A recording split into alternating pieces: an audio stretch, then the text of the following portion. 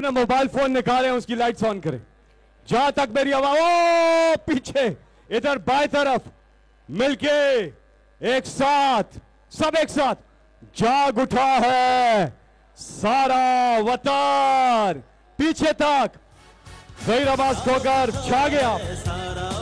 ऐलाने ये है जागता जागता पाकिस्तान, ये है इमरान खान का पाकिस्तान।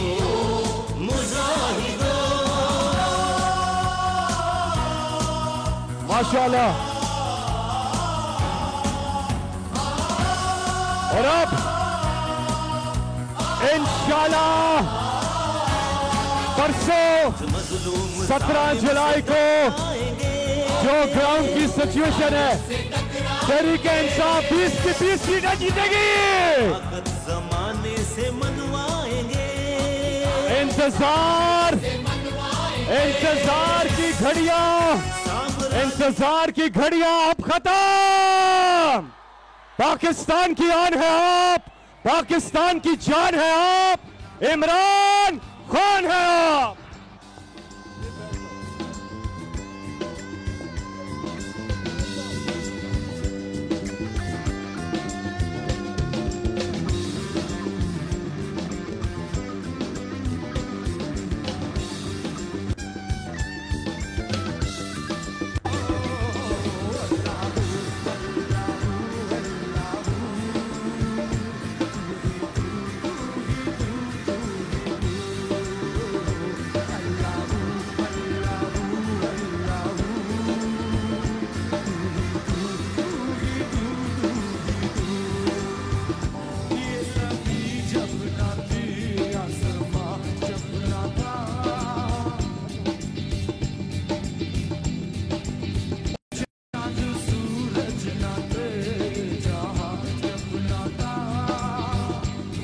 बिस्मिल्लाहिर्रहमानिर्रहीम, इय्याका नअबुदु व इय्याका नस्तईन।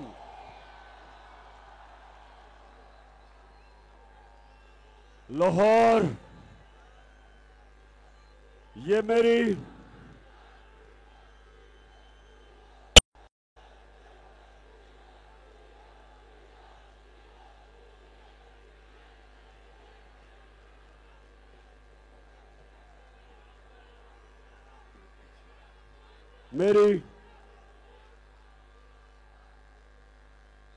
ये आखिरी जलसा मेरी कैंपेन का।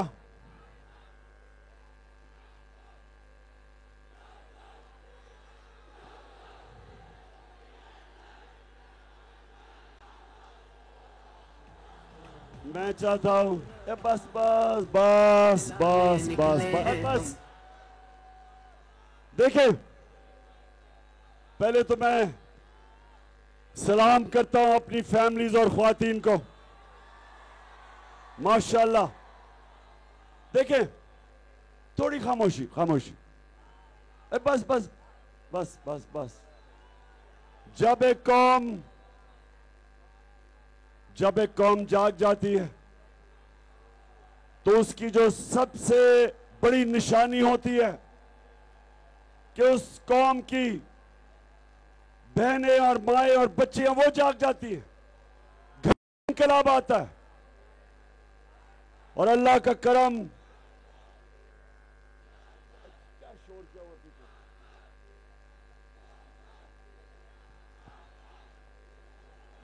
वजीर आजम इतनी ज्यादा जरूरी चीज नहीं जितनी हकीकी आजादी है, उससे ज्यादा जरूरी है। जो मेरी कौम जरा सुने आप। देखें, जो हमें कभी कबूल नहीं करना चाहिए वो है गुलामी। कभी भी दुनिया की तारीख में वो कौम जो गुलाम हो, उसने कभी नहीं वो कौम उठ सकती। हमारे जो नजरियाती लीडर इल्लामा इकबाल, उन्होंने सारा उनकी शायरी आप पढ़े, उस सब में क्या कोशिश है उनकी कि वो इंसान की, सोए हुए मुसलमानों की, गुलाम मुसलमानों की खुद ही को उठा रहे थे, खुददारी को, एक कौम को जगा रहे थे। क्योंकि अल्लामा इकबाल ने कहा कि कभी कोई गुलाम कौम उधर नहीं पहुंच सकती जिधर मुसलमानों को पहुंचना चाहिए। तो मेरे बाशऊर शहरियों, ये जो इलेक्शन है, ये कोई इलेक्शन आम इलेक्शन नहीं है। ये असल में एक वाकई कौमी दो नजरिए का इलेक्शन है। एक तरफ गुलाम, अमेरिकी के गुलाम, पैसे के गुलाम, उस पैसे के बचाने के लिए किसी की भी गुलामी करने के लिए तैयार है, इस्राएल को कबूल करने के लिए तैयार है, कश्मीरियों की कुर्बानी को बेचने के लिए तैयार है, नरेंद्र मोदी को घर पर शादी बनाने के लिए तैयार है, सिर्फ इसलिए कि वो बचा सकता है इनका पैसा। ये वो लोग हैं, यहां से पैसा बनाते हैं और सारी जायदाद, अरबों अरबों डॉलर मुल्क से बाहर पड़े हैं, बड़े बड़े महलों में रहते हैं, वहां इधर से पैसा चोरी करके बाहर।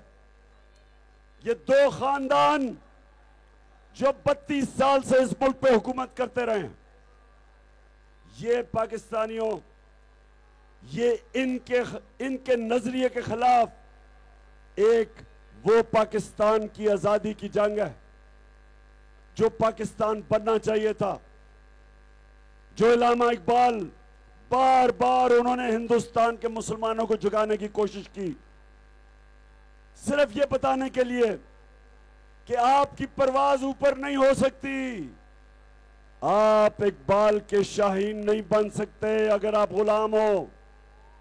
शाहीन तो तब ऊपर जाता है जब वो अपनी जंजीरें तोड़ता है, और जंजीरें कैसे तोड़ी जाती हैं? वो जो पाकिस्तान का नारा था कि पाकिस्तान का मतलब क्या, ला इलाहा इल्लल्लाह, जंजीरें तोड़ता है, इंसान को आजाद करता है, इंसान की परवाज ऊपर लेके जाता है। मौलाना रूमी ने कहा कि जब अल्लाह ने आपको पर दिए, क्यों चूंटियों की तरह जमीन पे रेंग रहे हो?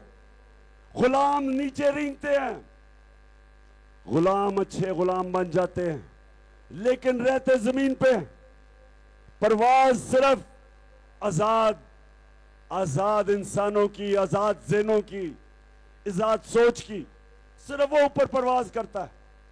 ये सारा अल्लामा इकबाल ने जब बार बार मुसलमानों को जगाने की कोशिश की तो उनका मतलब ये था कि वो देखना चाहते थे कि जिस तरह मेरे नबी सल्लल्लाहु अलैहि वसल्लम ने मदीना की रियासत उन उसूलों पे खड़ा करके ला इलाहा इल्लल्लाह से उनके जंजीरें तोड़ के दुनिया की इमामत करवाई मुसलमानों से। तारीख इस चीज की गवाह है कि 622 हिजरत मदीना की, 625 में जंगे बदर 313 मुसलमान, 632 में नबी सल्लल्लाहु अलैहि वसल्लम पर्दा करते हैं दुनिया से, और 636 और 27 दो सुपर पावर्स रोमन एम्पायर और पर्शियन एम्पायर घुटने टेकता है उनके सामने। ये थी पावर ला इलाहा इल्लल्लाह की, आजाद ज़हनों की, आजाद सोच की। इसलिए पाकिस्तान बना था, इसलिए बना था कि अंग्रेज की गुलामी से आजादी। और कायदे आजम ने कहा कि अंग्रेज के बाद हम हिंदू की गुलामी नहीं करना चाहते, इसलिए पाकिस्तान बना था। इसलिए पाकिस्तान नहीं बना था कि अंग्रेज की गुलामी के बाद अमेरिकनों की हम गुलामी करें, इसलिए नहीं बना था। ये जो लोग हमारे ऊपर मुसल्लत किए गए, अमेरिकी डोनाल्ड लू अंडर सेक्रेटरी ऑफ स्टेट 7 मार्च को हमारे एम्बेसडर असद मजीद को वॉशिंगटन में मिलता है और 7 मार्च को उसको धमकी देता है कि अगर तुमने इमरान खान को ना अदम एतमाद की वोट पे हटाया तो पाकिस्तान को बड़ी मुश्किलों का सामना करना पड़ेगा।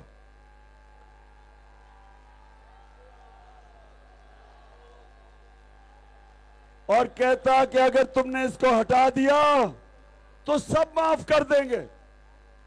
पता नहीं हमने क्या जुर्म किया था जो उसने माफ करना था, लेकिन उसका तकब्बर देखो पाकिस्तानियों, तकब्बर देखो उसका कि एक एम्बेसडर को कह रहा है कि अपने प्राइम मिनिस्टर को जब तक नहीं हटाओगे तो अमेरिका नाराज हो जाएगा। तो ये मैं अपनी कौम में आप सबको सामने ये क्यों बता रहा हूं चीजें, मैं इसलिए आपको बता रहा हूं कि जब उसने ये कहा अगले दिन अदम एतमाद वोट होती है, जिसको भी वो पैगाम दे रहा था, क्योंकि मुझे तो नहीं दे रहा था, जिसको भी उसने पैगाम दिया अगले दिन अदम एतमाद, उसके बाद हमारे जो इत्तेहादी थे वो हमारे लोटे बन गए।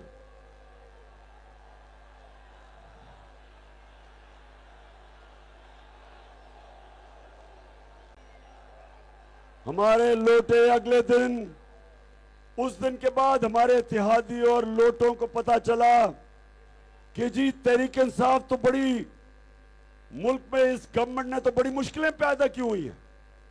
मैं आप सबको बता दूं कि जब ये साजिश शुरू हुई तो पाकिस्तान इकोनॉमिक सर्वे के मुताबिक, पाकिस्तान इकोनॉमिक सर्वे जो इस गवर्नमेंट ने पब्लिश किया कि 17 साल में हमारे आखिरी 2 साल सबसे ज्यादा पाकिस्तान की इकोनॉमिक ग्रोथ हुई।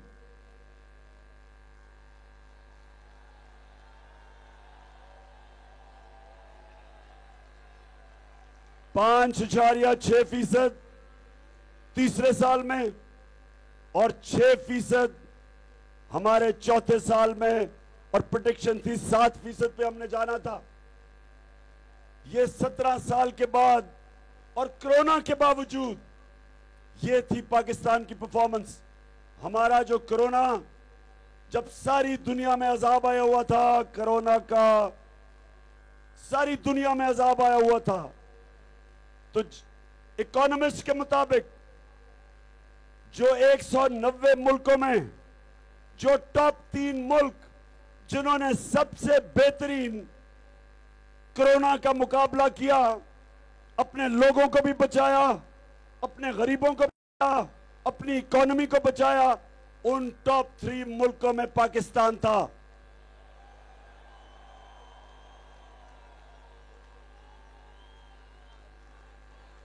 हमारी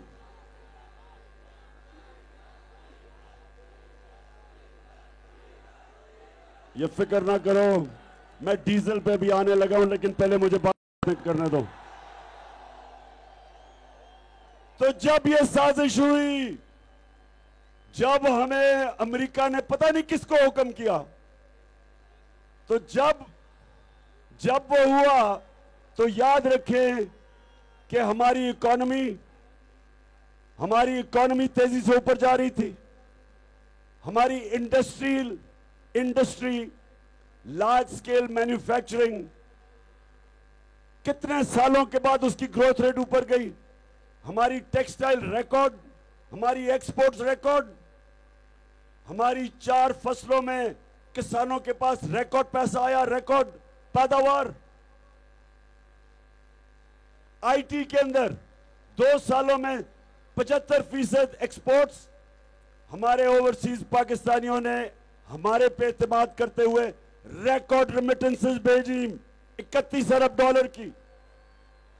हमारा इस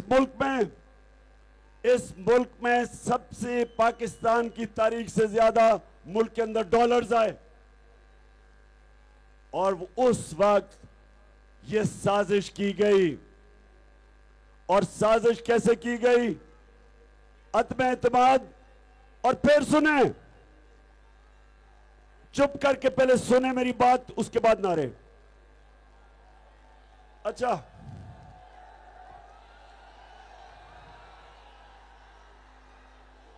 क्योंकि आखिरी जलसा, ये आखिरी जलसा है, मैं बड़े आराम से आप सबको बताने लगा हूं कि आपसे हुआ क्या और अब हमने करना क्या है। अच्छा सुने, अब तब्दीली आ नहीं रही, तब्दीली आ गई है। अब कोई हिम्मत ना हारो, तब्दीली आ गई है यारो।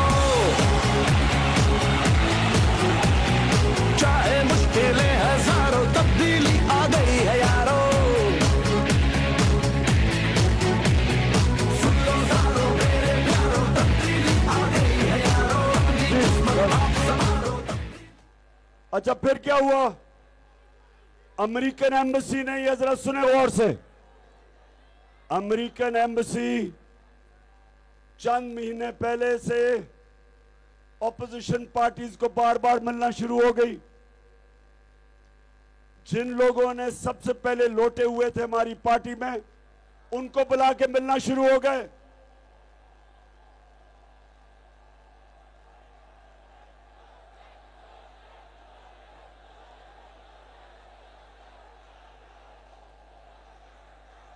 बार बार इनको मिले और इनसे बैठ के अदम एतमाद की बातचीत शुरू की, अभी बहुत पहले। उसके बाद सारी कौम के सामने जो हुआ, मैं आज खास तौर पे फिर से अपने सुप्रीम कोर्ट से पूछना चाहता हूं। अदालतें खुल गई रात के 12 बजे,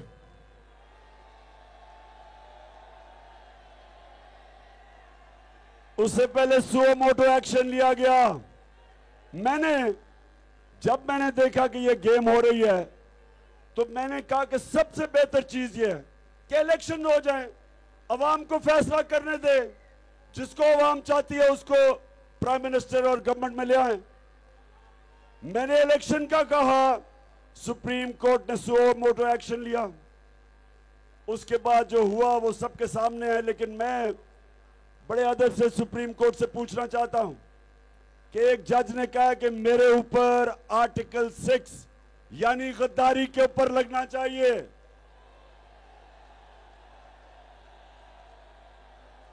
मेरे ऊपर भी, आरिफ अलवी सदर पाकिस्तान के ऊपर भी, कासिम सूरी स्पीकर के ऊपर भी, और फवाद चौधरी के ऊपर भी।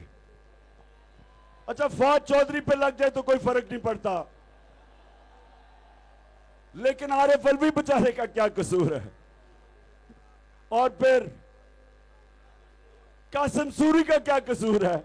उसने जब मुरासला देखा और जब उसने पढ़ा कि उसके ऊपर एक अमरीकी हुक्म कर रहा है कि अपने वजीर आजम को हटाओ, और उसके बाद अदम एतमाद हो जाती है, तो उसने कहा कि मेरी ओथ कहती है कि मैं पाकिस्तान की खुददारी के अगेंस्ट और फौरन मुदाखलत इस मुल्क में हुई, मेरी ओथ कहती है मैं नहीं जाता। तो उसने तो अपनी तरफ से अपनी ओथ पे खड़ा था। मुझे सिर्फ इतराज क्या है कि सुप्रीम कोर्ट ने कहा जी इसके ऊपर इन्वेस्टिगेट नहीं हुआ। किसने इन्वेस्टिगेट करना था? हमने तो पूरी कमीशन बनाई थी इन्वेस्टिगेशन की। इस गवर्नमेंट आई, इन्होंने आतसादी खत्म कर दी। इन्होंने भी नेशनल सिक्योरिटी काउंसिल बनाई, उसमें कहा गया, नेशनल सिक्योरिटी काउंसिल में कहा गया कि मुदाखलत हुई थी और अमेरिका को डिमार्श किया गया। तो मुझे ये बताएं कि इस गवर्नमेंट का काम था कमीशन बनाना, लेकिन ये कैसे बनाते क्योंकि शहबाज शरीफ, नवाज शरीफ, आसिफ जरदारी तो खुद मुलविस थे इस साजिश में।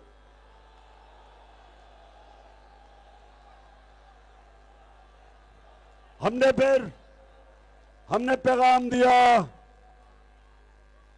स्पीकर ने सुप्रीम कोर्ट को वो मुरासला भेजा, साइफर जो लेटर था, सदर पाकिस्तान ने उनको लेटर भेजा कि इन्वेस्टिगेट करो, कमीशन बनाओ। इतना बड़ा जुल्म हुआ है मुल्क में। 22 करोड़ अवाम, 22 करोड़ पाकिस्तानियों के मुंतखब प्राइम मिनिस्टर और गवर्नमेंट को एक बाहर की मुदाखलत से फारिग किया गया। और यहां मीर जाफर और मीर सादिक बैठे थे जिन्होंने उनके साथ मिलकर गवर्नमेंट फारिग की। तो इतना बड़ा इस मुल्क के ऊपर सानिया होता है तो कोई सुप्रीम कोर्ट से भी इन्वेस्टिगेशन नहीं। इन्वेस्टिगेशन तो दूर की बात है। कहते हैं कि इमरान खान के ऊपर आर्टिकल 6 एक जज कहता है, मैं सबके सामने कहता हूं कि मेरे ऊपर आर्टिकल 6 जब रोज़े खुदा के काबे से सब बुत उठवाए जाएंगे, हम रहले सफा मरदूदे हरम मसनद पे बिठाए जाएंगे, सब ताज उछाले जाएंगे, सब तख्त गिराए जाएंगे, हम देखेंगे लाजिम है कि मैं कहता हूं अगर आर्टिकल 6 लगेगा तो कम अज कम मुझे मौका मिलेगा। जो बातें अभी तक मैंने नहीं की कम अज कम मैं अदालत के सामने वो बताऊंगा दुनिया को कि हुआ क्या इस कौम से कि हमें एक गवर्नमेंट को हटा के चोरों को ऊपर बढ़ा दिया। यानी वो चोर, फिर से मैं कहता हूं, 30 साल से इस मुल्क को लूट रहे हैं। पहले जनरल मुशर्रफ ने इनके सारे करप्शन के केस जरदारी के और शरीफ के माफ किए, एनआरओ दिया, मुल्क को अरबों रुपए का नुकसान करवाया। मैंने तब कहा कि जनरल मुशर्रफ आपको किसने इजाजत दी थी कि कौम का पैसा चोरी हो और आप माफ कर दें? अपना पैसा चोरी हुआ माफ करें, कौम का पैसा आप कैसे माफ कर सकते हैं? उसने माफ किया। 10 साल ये दोनों बैठे रहे। इन्होंने इस मुल्क के ऊपर 4 गुना ज्यादा कर्जा चढ़ाया, 4 गुना ज्यादा कर्जा चढ़ाया इन्होंने, खुद अरबों रुपया बनाया, कौम को मकरूज किया। और उसके बाद जब मैं वजीर आजम बना तो इन्होंने 3.5 साल मुझे ब्लैकमेल करने की कोशिश की कि एनआरओ दो। और आप सबको पता है, मैंने कहा अगर मैंने तुम्हें एनआरओ दिया मैं हमसे सबसे बड़ी गद्दारी करूंगा। और फिर इस साजिश के तहत ये मुल्क के ऊपर आ गए और आते साथ ही मुल्क की मैशत तबाह कर दी। आज ब्लूमबर्ग जो एक इंटरनेशनल मैगजीन जो दुनिया की इकोनॉमीज की उनके जायजा लेता है, उसके मुताबिक पाकिस्तान 4थे नंबर पे है। वो मुल्क जो डिफॉल्ट करने जा रहा है, यानी कि जो अपने कर्जे वापस नहीं कर सकेगा, जिस तरह श्रीलंका का दिवालिया निकला है। हम 4थे नंबर पे हैं, श्रीलंका नंबर 1 पे है। और सोच लें कि वो मुल्क 3 महीने पहले जो तरक्की कर रहा था, रिजर्व्स बढ़ रहे थे, इकोनॉमी स्टेबल थी, हर तरह मुल्क की इकोनॉमिक इंडिकेटर्स ऊपर सस्टेनेबल ग्रोथ पे जा रहे थे। 3 महीने के बाद आज 4थे नंबर पे है जो डिफॉल्ट करने जा रहा है। कौन है जिम्मेदार इसका? कौन है?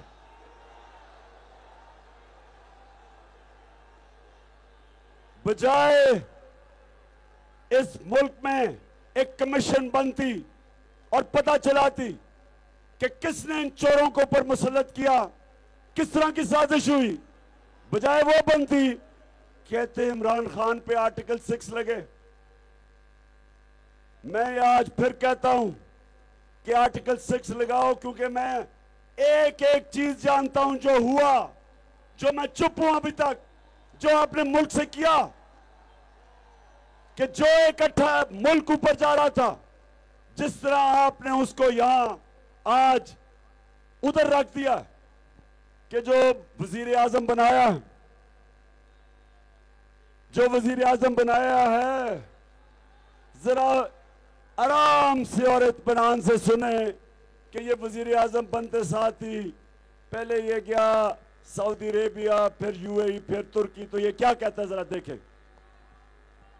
मैं सऊदी अरब से होके आया हूँ, मैं यूएई के होके, अभी मैं तुर्की होके आया हूँ, और मैंने उन भाइयों को कहा कि आप हमारे बड़े अजीम भाई हैं, हमेशा आपने हमारी मदद की, और मैंने यही कहा जब मैं आया हूँ तो आप समझेंगे शायद ये मांगने आया है, मैं मांगने नहीं आया, लेकिन मजबूरी है। जिस तरह माजी में 75 साल में आपने हमारा हाथ बटाया है, कुछ अर्सा आप हाथ बटा, मैंने कहा मैं वादा करता हूँ कि इंशाअल्लाह हम पूरी कौम हम मिलकर दिन रात मेहनत करेंगे, पसीना गराएंगे, अपने पाँव पे खड़े होंगे।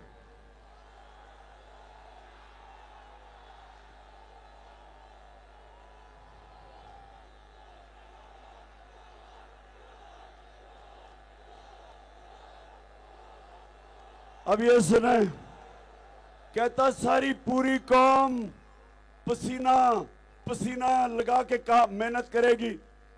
और शहबाज शरीफ, ये कौम तो पसीना लगा के 70 साल से मेहनत कर रही है, चोरी तुम करके पैसा बाहर लेके जा रहे हो। और कौम तो गैरतमंद है, कौम तो ला इलाहा इल्लल्लाह के मानने वाली है, स्वाय अल्लाह के ना किसी से डरती है ना झुकती है। जिनकी गैरत कम है वो तो आप लोग हैं, बेकारियों की तरह बाहर जा रहे हैं। अपना जो बाहर पैसा आधा भी ले आओ तो मांगने की जरूरत नहीं पड़ेगी। अच्छा, अब ये आपने देखा, अब जरा बड़े भाई साहब को देखे, ये जब सदर ओबामा के साथ मिलने गए थे, अमेरिकी सदर, जरा देखें क्या होता है।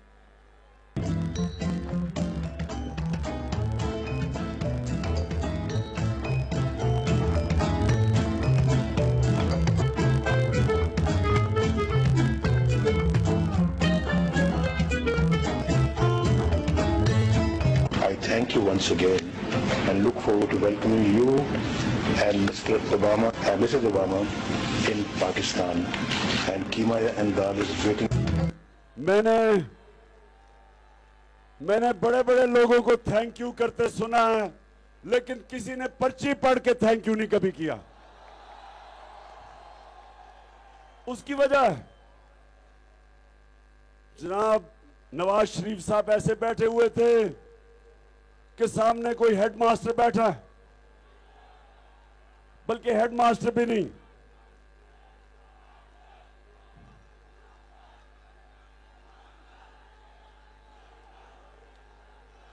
तो मैं ये आपको इसलिए दिखा रहा हूं पाकिस्तानियों कि ये वो कौम बननी थी।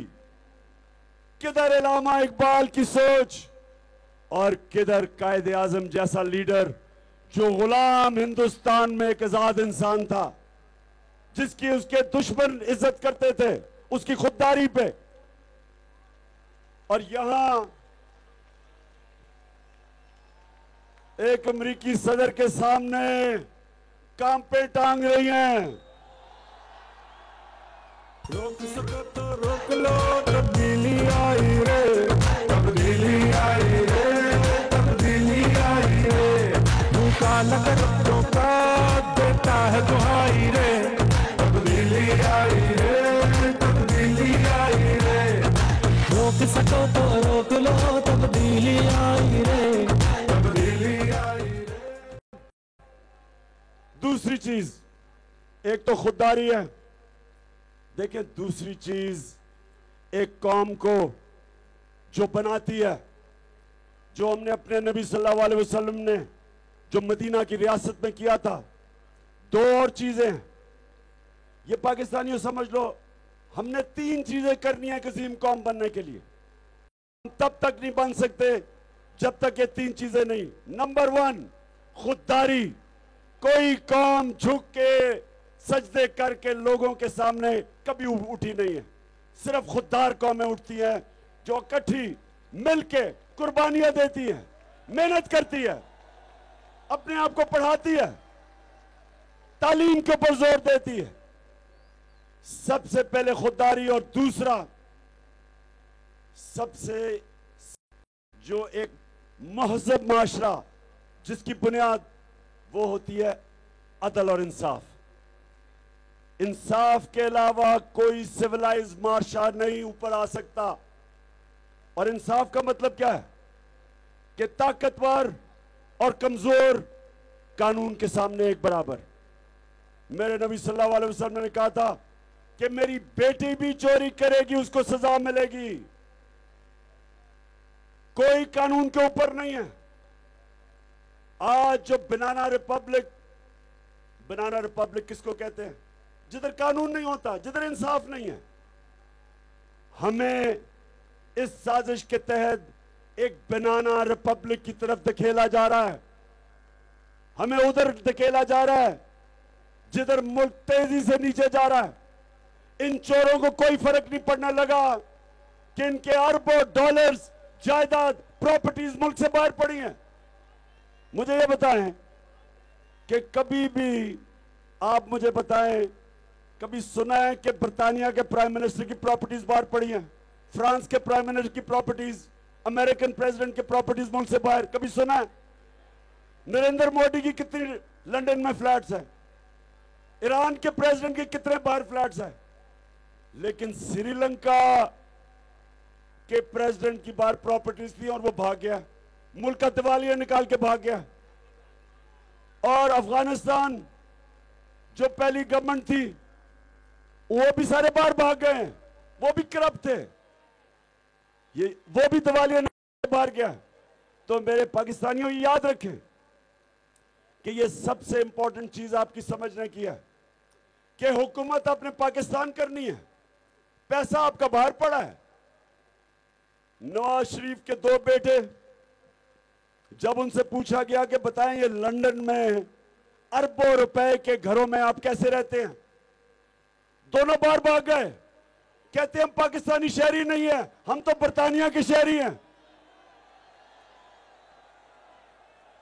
मुझे कोई मिसाल दे कि कितने, मुझे मिसाल दे, अब बाशऊर लोग हो, मुझे बताएं कितने दुनिया का प्राइम मिनिस्टर प्रेसिडेंट एक बता दें जो 3 दफा मुल्क का प्राइम मिनिस्टर बना और उसके बेटे बाहर के शहरी हों?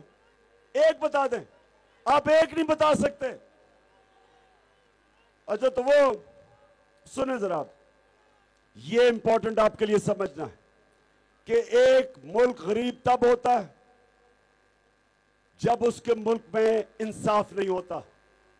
हजरत अली का कौल था कि कुफर का निजाम चल जाएगा लेकिन ना इंसाफी और जुल्म का निजाम नहीं चल सकता। इंसानी माशरे में और जानवरों के माशरे में क्या फर्क है? इंसान के माशरा होता ही इंसानी माशरा तब है जब इंसाफ हो। जानवरों के माशरे में इंसाफ नहीं होता। जंगल का कानून होता है माइट इज राइट। जो ताकतवर है वो जो मर्जी करे, कमजोर को कोई तहफ़्फ़ुज़ नहीं है। और इंसान का माशरे में इंसानियत होती है। एक अपने कमजोर तबके की मदद करता है इंसान, जो कि मदीना की रियासत में सबसे पहले फलाई रियासत बनी थी। तो हमने 3 चीजें करनी है, खुददारी, इंसाफ और इंसानियत, यानी फलाई रियासत। अब मैं आपको बताऊं कि ये लोग जब इनके लंदन में फ्लैट्स थे, अभी बाद में डीजल बाद में, जब लंदन में इनके फ्लैट्स थे 2012 मुझे पता चल गया इनके 4 महल्लात में ये शरीफ रहते थे जब भी लंदन जाते थे। तो जरा सुने अब आप कि मैंने क्या कहा था तब, ये आज से 10 साल पहले। ना आपकी इनकम इतनी है कि आपको ये प्रॉपर्टी आप ले सकते हैं। क्योंकि आपने मे फेयर के अंदर जो आपकी 4 अपार्टमेंट्स हैं उनकी 1 अरब से ज्यादा, 1 अरब रुपए से ज्यादा उनकी कीमत है। अब 4.5 अरब तक पहुंच गई है उनकी कीमत। आपने अपनी जो टैक्स में टोटल आमदनी बताई है 94 में 1.5 लाख रुपए है। मुझे ये बताएं कि आपने अरबों रुपए की मे फेयर में प्रॉपर्टी खरीदी कैसे? अच्छा, अब ये मैंने ये सवाल पूछा आज से 10 साल पहले, तो उससे पहले ये शरीफ खानदान, मरियम नवाज को मैंने वैसे रेडियो आकाशवाणी कहा हुआ है क्योंकि उसे सच ही नहीं बोला जाता। तो उससे पहले इनकी फैमिली के अंदर ही है। अच्छा, अब ये प्रॉपर्टीज लंदन, अब जरा सुने ये जो अभी मफरूर करार दिया गया अदालत से सलमान शहबाज, जरा सुने ये क्या कहता है। कि जिन अरबों रुपए की मे फेयर की प्रॉपर्टीज की ये बात कर रहे हैं, ये तो पहले पता नहीं है। बताएं कौन सी प्रॉपर्टीज है, लाएं, दिखाएं, उसका कोई प्रूफ लाएं। इसने कहा कोई प्रॉपर्टीज नहीं, किधर है? अच्छा, आप रेडियो आकाशवाणी को सुने जरा। कि इस तरह मुझे लगा कि आप लोगों को बेवकूफ नहीं बना सकते। मेरी सेंट्रल लंदन में प्रॉपर्टीज तो दूर की बात है, मेरी पाकिस्तान में भी कोई प्रॉपर्टी नहीं है। मैं अपने वालिद के साथ है और मुझे समझ नहीं आई कि मेरी और मेरी वालदा की और बहन भाइयों की प्रॉपर्टीज ये कहाँ से निकाल के लिया कि नहीं है। ये तो इंग्लैंड की बात है कि अच्छा, अब ये 2014 है, रेडियो आकाशवाणी को 2014 में सुन रहे हैं। अब इनको नहीं पता था कि वो सच का खुदा जो ऊपर बैठा है उसका वादा है कि सच सामने आ जाता है। इंटरनेशनल इंकशाफ हो जाता है 2016 में, पैनामा पेपर्स, और उस सारा दुनिया में लोगों ने जो छुपाए होते हैं अपने एहसासे बाहर, वो सारे सामने आ जाते हैं। तो जब सामने आते हैं तो पता चलता है जो मैंने सवाल पूछा था कि चारों ये बड़े महलात ये इन्हीं के थे। तो ये जरा आप जब इसके भाई से पूछा जाता है, हुसैन शरीफ से, तो जरा ये सुने। इस बात को तस्लीम करता हूँ कि अल्हम्दुलिल्लाह पाकलैंड के अल्हम्दुलिल्लाह हमारे हैं। मैं इस बात को तस्लीम करता हूँ कि उनको ऑफशोर कंपनीज मेस्कॉल लिमिटेड और नीलसन लिमिटेड जो है उनको ओन करती हैं। और मैं आपको ये भी अर्ज करता हूँ उनको होल्ड कर रही है इस वक्त मरियम नवाज शरीफ, मेरी हमशीरा जो है। ठीक है जी। अब ये मुझे बताएं, अब मुझे ये बताएं कि दुनिया के अंदर कहीं ये हो कि आप पकड़े जाएं, आपके पास अरबों रुपए की बार प्रॉपर्टी हो, आप एक रसीद ना दे सकें कि ये प्रॉपर्टी किधर से आई, कौन से पैसे से आई, सीधा जेल है। उनको बजाय जेल में डालने के उनको मुल्क के ऊपर मुसल्लत कर दिया। उनको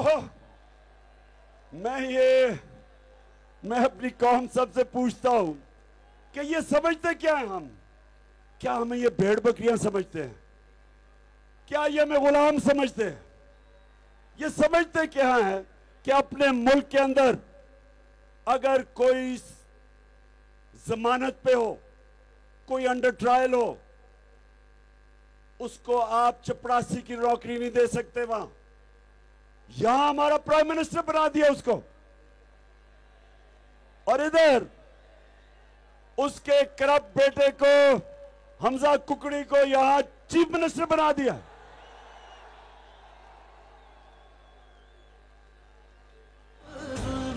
सितम के कोहे गरा रूई की तरह उड़ जाएंगे हम महकूम के तले। ये धरती धड़ धड़ धड़केगी और अहले हुक्म के सहरुख पे जब बिजली कड़कड़ कड़के। अच्छा अब ये सुने कि ये जो सारे ऊपर बैठ गए आके, मैं सिर्फ आपको अब ये बताना चाहता हूं कि 20 साल ये एक दूसरे को क्या कहते रहे हैं, ये जरा सुने आप। तेरा इंसान ये लुटेरा पाकिस्तान की दौलत को लूट कर इस घरों में माल खरीद लिया है। आप तो जेल निकलते, आपका तो शासी गुरु कहता है कि आपको मच्छर काटते। सरदारी साहब, तुम अकेले इस पाकिस्तान के मालिक नहीं हो। सरदारी साहब, कि जो स्विट्जरलैंड के अंदर जो केसेस थे वो जो मिलियंस ऑफ डॉलर्स है वो कहाँ है? इंतखाबात के बाद इस जरदारी को लाड़काना, कराची, पेशावर और लाहौर की सड़कों पे नाक घसीटा तो मेरा नाम शहबाज। मैंने कहा था कि मोदी का यार को एक धक्का और दो, के सरदार को एक धक्का और कुछ तो इस अवाम की खिदमत की होती, आज ये भी आपका नाम लेने वाले होते। आपसे कुछ नहीं होता सवाए पाए खाने के, सवाए रोटियां तोड़ने के। तुम्हें और तुम्हारे लुटेरे साथियों को इसी चौक के ऊपर उल्टा लटकाएंगे और तुमसे कौम की उधारी करेंगे। इस मुगल बादशाह को हम नहीं छोड़ेंगे। दर बाबा और 40 चोरों से अपनी लूटी हुई दौलत वापस इनके पेटों से निकाल कर आपके कदमों में निछावर करेंगे। ये कौमी चोर, ये अवाम का चोर, ये धरती पे बहुत नासूर हो चुका है। इस जरदारी को लाड़काना, कराची, पेशावर और लाहौर की सड़कों पे नाक घसीटा तो मेरा नाम शहबाज शरीफ है। इस मुल्क को खतरा और किसी से नहीं है, ये जाती उमरा के मुजीबुर रहमान, इनसे खतरा है। मेरा वादा है कि एक एक पाई इनकी लूटी हुई आपकी दौलत वापस लाऊंगा, आपके कदमों में निछावर करूंगा। तुम लोग जरदारी साहब, आपके ऊपर कोई एतबार नहीं, चाहे आप जब्बा पीर का जुब्बा पहन के आ जाए, आपके ऊपर कोई एतबार नहीं। आपने इस्टेब्लिशमेंट के साथ मिलकर हमारी पीठ में छुरा घोंपा, तो अब इस दफा हमारा इरादा है कि चाहे कुछ भी हो जाए, आपसे सुलह नहीं हो सकती, आपसे जंग। बस बस बस, सुन लिया आपने काफी कि क्या कहते थे एक दूसरे को। आज सब इकट्ठे बैठे हैं और आते साथ ही इन्होंने क्या किया है, 1100 अरब रुपया जो नैब में इनके ऊपर केसेस थे, आते साथ ही इन्होंने नैब की अमेंडमेंट पास करके अपने पैसे माफ करवाने की कोशिश की है दूसरी दफा। इसलिए ये जो इलेक्शन है इतवार का, ये बहुत इस मुल्क की तारीख का सबसे इंपॉर्टेंट इलेक्शन है। इसमें फैसला होगा कि क्या ये चोर हमारे ऊपर मुसल्लत रहेंगे या हम इन चोरों को जेलों में डालेंगे जिनको डालना चाहिए था। इसलिए आज मैं सबके सामने अपनी आखिरी, मेरी 15 मिनट रह गए तकरीर खत्म होने को, टाइम का, तो मैं इसके अंदर आपसे जो सबसे देखिए, हम 22 करोड़ लोग हैं, हम 22 करोड़ लोग हैं, हमारी इतनी तौहीन की है कि इन्होंने साजिश करके और यहां के मीर जाफर और मीर सादिक ने उनके साथ मिलके इन चोरों को हमारे ऊपर मुसल्लत किया। हम 22 करोड़ लोग हैं, हमारे अब ऊपर है कि क्या हम इनको इस तरह की साजिश को कामयाब होने देंगे या नहीं। अब हमारे ऊपर है, 22 करोड़ पाकिस्तानियों पे है कि इन्होंने इनकी धांधली, और मैं आज ही आपको बता रहा हूं, इन्होंने पूरी तरह धांधली की कोशिश की हुई है। मिस्टर एक्स बैठा हुआ है यहां लाहौर में और मिस्टर वाई को मुल्तान में बिठाया हुआ है। एक उनको ऑर्डर मिला हुआ है कि किसी सूरत तुमने इनको चोरों को इलेक्शन जिताना है। मैं अपनी कौम को, 22 करोड़ लोगों को, मैं आज आप सबको एक पैगाम दे रहा हूं। अल्लाह कुरान में कहता है, मैं कभी किसी कौम की हालत नहीं बदलता। जो मर्जी कर लो, जितनी मर्जी नमाजें पढ़ो, सबसे ज्यादा सऊदी अरेबिया, मक्का, मदीना जाओ, सबसे ज्यादा आपको मुसलमान मिलते हैं। दुनिया में पाकिस्तानी सबसे ज्यादा उम्रा करते हैं। दूसरे नंबर पे पाकिस्तानी सबसे ज्यादा हज करते हैं। हम जो मर्जी कर लें, जब तक हम जद्दोजहद नहीं करेंगे, जो कुरान में अल्लाह कहता है कि मैं कभी तुम्हारी हालत नहीं बदलूंगा, जब तक तुम खुद अपनी हालत बदलने की कोशिश ना करो। हम जब तक मेहनत नहीं करेंगे, वो ऐसे ही रखेगा। हम भेड़ बकरियों की तरह रहना चाहते हैं, अल्लाह वैसे ही रखेगा। हम गुलाम रहना चाहते हैं वैसे ही रखेगा। अगर हम आजाद, एक खुद मुख्तार, एक खुददार, गैरतमंद और एक अजीम कौम बनना चाहते हैं तो हमें जद्दोजहद करनी पड़ेगी। अल्लाह ने हम सब के ऊपर क्यों जिहाद फर्ज किया? उसने मुसलमानों को कहा जिहाद करो। वो जिहाद क्या है? जिहाद है जुल्म और नाइंसाफी के सामने खड़ा होना, मुकाबला करना, सर नहीं झुकाना, खौफ के बुत की पूजा नहीं करना। कूफा के लोगों को पता था कि हजरत इमाम हुसैन राय हक पे हैं, लेकिन यजीद के खौफ से, उसके जुल्म से डर के उन्होंने उनकी जाके मदद नहीं की, पता होते हुए कि हजरत इमाम हुसैन हक पे हैं। और सारी जिंदगी कूफा के लोग सारी जिंदगी पछताते रहे कि क्यों नहीं उन्होंने मदद की।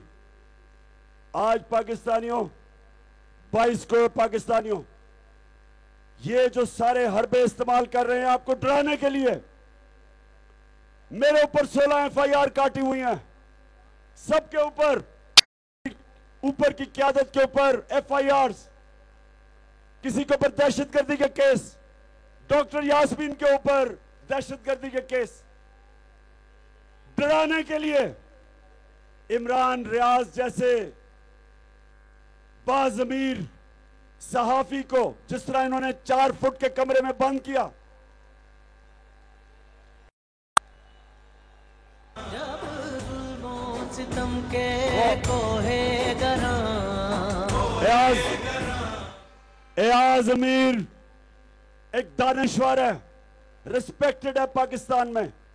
जो उन्होंने उसको जलील कपड़े फाड़े उसके, समी इब्राहिम जो उन्होंने उससे किया, साबिर शाकिर मुल्क से बाहर भागा हुआ ये अपने आप को बचाने के लिए, सिर्फ डराने के लिए, ये खौफ के जरिए हम पे गुलाम बनाना चाहते हैं।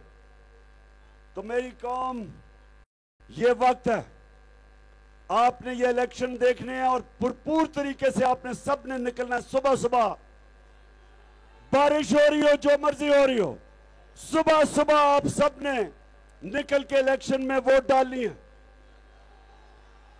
और अगर इन्होंने धांधली की तो मैं सारे पाकिस्तानियों को कह रहा हूं कि आप तैयार हो, सारे पाकिस्तानी तैयार हो। हम कभी कबूल नहीं करेंगे इन चोरों को धांधली करके हमारे ऊपर अगर ये मुसल्लत करेंगे।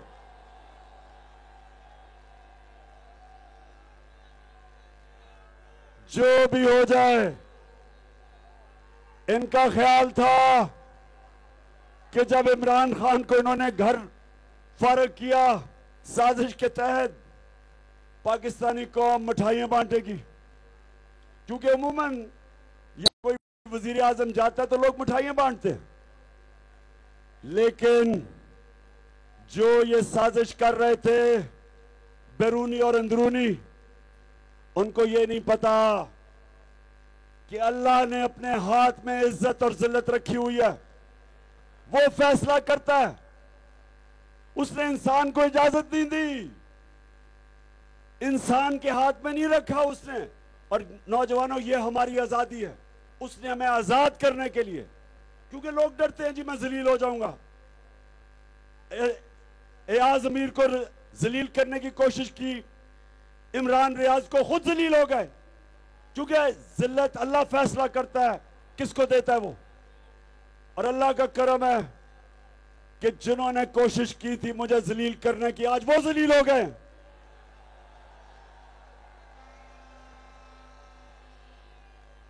लाखों लोग निकले सड़कों के ऊपर, और मैंने तब अल्लाह का शुक्र, उस दिन अल्लाह का मैंने शुक्र अदा किया। मैंने कहा अल्लाह तूने मेरी कौम को जगा दिया, तूने शऊर पैदा कर दिया, बेदारी पैदा कर दी है। और अब हमने सोना नहीं है। इन्होंने अगर इन्होंने इतवार को धांधली की तो मैं सारी कौम को कह रहा हूं तैयार हो जाओ, तैयार हो जाओ आप सब। अगर ये समझते हैं कि चुप करके भेड़ बकरियों की तरह हम इन चोरों को कबूल कर लेंगे, मैं अपना कह रहा हूं, मुझे मौत पसंद है, इनकी कभी गुलामी कबूल नहीं करूंगा।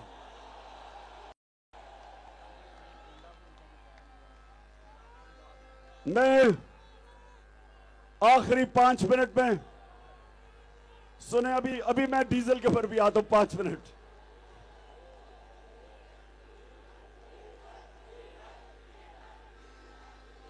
शहबाज शरीफ समझता है कि लोग बेवकूफ हैं।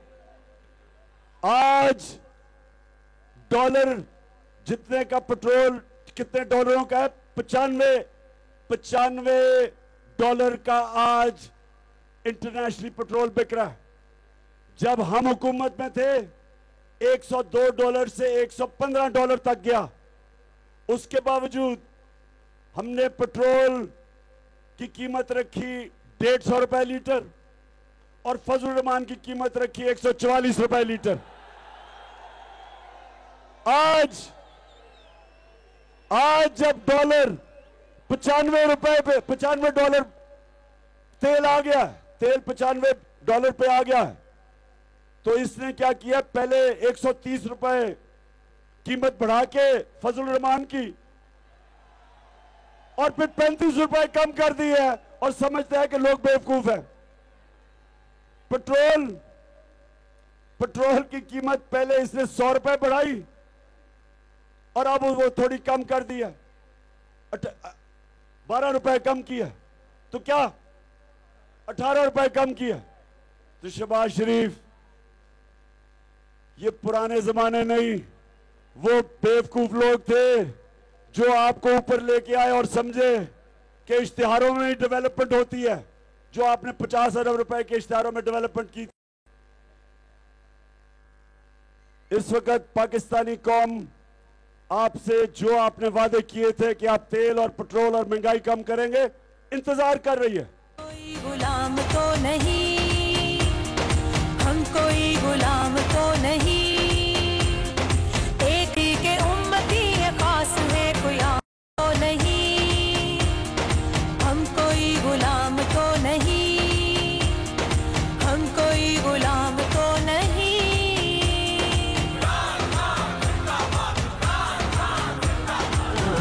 अभी लगा दो जरा। वो मैं ये फैसल को कह रहा था, एक जरा तस्वीर आप जरूर देखें। और वो क्या है, वो क्या है, एक मिनट, अभी नहीं। मलिका बरतानिया की सालगिरह है भाई। मलिका बरतानिया अपनी सालगिरह बनाए लंदन में, नहीं, शहबाज शरीफ भागा गया बरतानिया की एम्बेसी में कि वो अपना सलाम करे जी, बरतानिया की मालिका की बर्थडे है। और फिर जरा वो चलाओ ना, ये बरतानिया का एम्बेसडर है, ये जरा एम्बेसडर से देखेंगे क्या कर रहा है प्राइम मिनिस्टर आपका।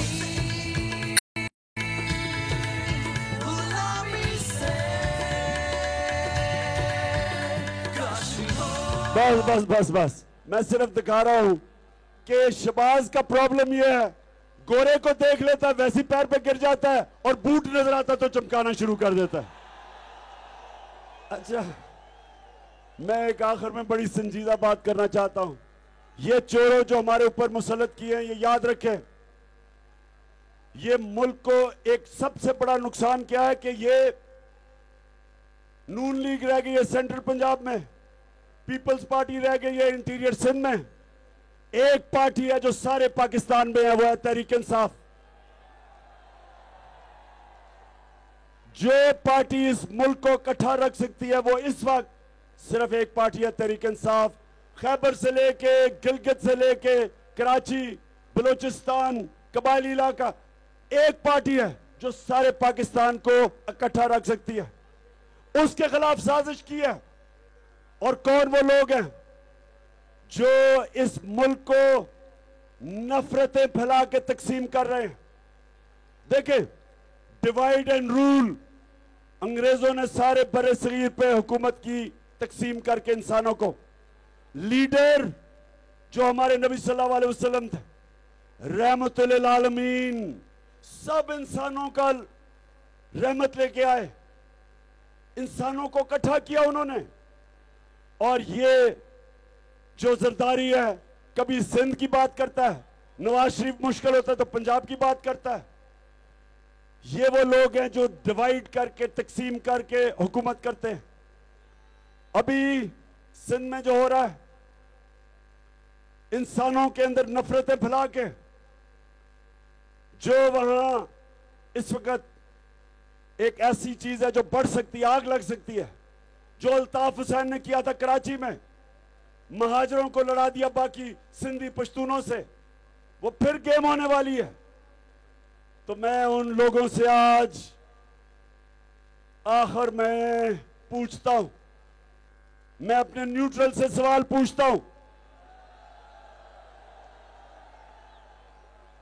आपकी जिम्मेदारी है कि आपको सबसे ज्यादा इस वक्त पावर आपके पास है। सवाल नंबर 1 कि आपने इस साजिश को कामयाब होने क्यों दिया। सवाल दूसरा कि जब आपको पता था कि इन चोरों को लाए हमारे ऊपर मुसल्लत किया जा रहा है, आपको पता था कि इन सारों के ऊपर करप्शन के केसेस हैं, आपको पता था 30 साल से ये लोग मुल्क लूट रहे हैं, बल्कि न्यूट्रल्स के पास तो रिकॉर्ड था सारा, आईएसआई के पास तो इनकी किताबें इनकी चोरी की।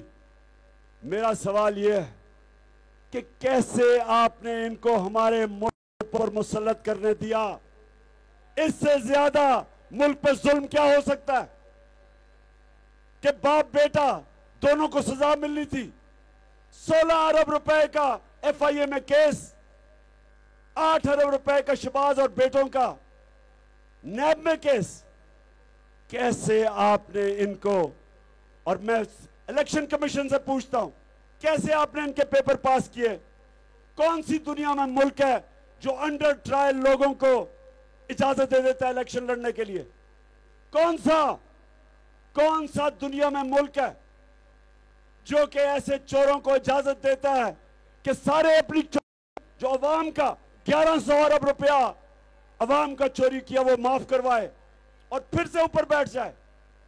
कौन सा मुल्क उन लोगों को इजाजत देता है मुल्क पे मुसल्लत होने के लिए जिन्होंने माजी में आसिफ जरदारी, उसने हुसैन हक्कानी के जरिए अमेरिकनों को पैगाम दिया कि पाकिस्तान की फौज से आसिफ जरदारी को बचाओ।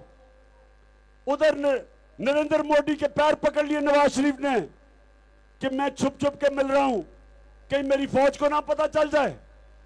बरकत किताब में लिखती है कि काठमांडू में छुप छुप के अपनी फौज से नवाज शरीफ नरेंद्र मोदी को मिल रहा था। मोदी पाकिस्तान की आर्मी चीफ को सबसे बड़ा दहशतगर्द कहता था और नवाज शरीफ उसको शादियों में बुलाता था। तो उन लोगों को कैसे, जो हमारे लोग जिनका काम, न्यूट्रल्स का काम मुल्क का दिफा है, उन लोगों को लेके आए जिधर सबसे ज्यादा खुशियां इसराइल में हुई, उसके बाद हिंदुस्तान में खुशी बनी जब मेरी गवर्नमेंट गई। कैसे इजाजत उन लोगों को दी जो पाकिस्तान के दुश्मन खुद खुश हों? आपका तो सबसे बड़ी ड्यूटी, क्योंकि आपके पास पावर है मुल्क की दिफा करना, तो ये मुल्क से ये जो आपने किया है, और मैं यहां अपनी अदलिया को भी कहता हूं, इलेक्शन कमीशन, सब इदारों को कहता हूं कि ये पाकिस्तान के अंदर तारीख लिखी जा रही है। इस मुल्क की तारीख उन किसी को माफ नहीं करेगी जिन्होंने इस मुल्क के साथ ये जुल्म किया है। इन चोरों को जिनको खुद एक दूसरे को चोर कहते थे, ये एक दूसरे के ऊपर केसेस करते थे। इनके जो करप्शन के केस थे इनके दौर के बने हुए हैं, जब ये 10 साल में दोनों पावर में थे, हमारे दौर के नहीं। कैसे इजाजत दी चोरों को मुल्क के ऊपर बैठाने के लिए, और कैसे राना सनाउल्लाह जैसा कातिल इंटीरियर मिनिस्टर बना दिया। कैसे हमने इजाजत दी कि इस कौम के ऊपर इन लोगों को लाएं जो कि आपको किसी अब दुश्मन की जरूरत नहीं है, यही वो पाकिस्तान से कर देंगे जो कोई दुश्मन नहीं कर सकता। तो मुल्क की तारीख लिखी जा रही है, कोई नहीं भूलेगा किसका क्या रोल है। और अगर मेरे ऊपर आर्टिकल 6 लगा दिया तो मुझे मौका मिल जाएगा सारा बताने के लिए कि किसने इस मुल्क से किस किस्म की गद्दारी की। मौका मुझे दे दें। पाकिस्तान जिंदाबाद। पाकिस्तान इमरान खान काजी ने रोज़े हशर से डरना तो है नहीं।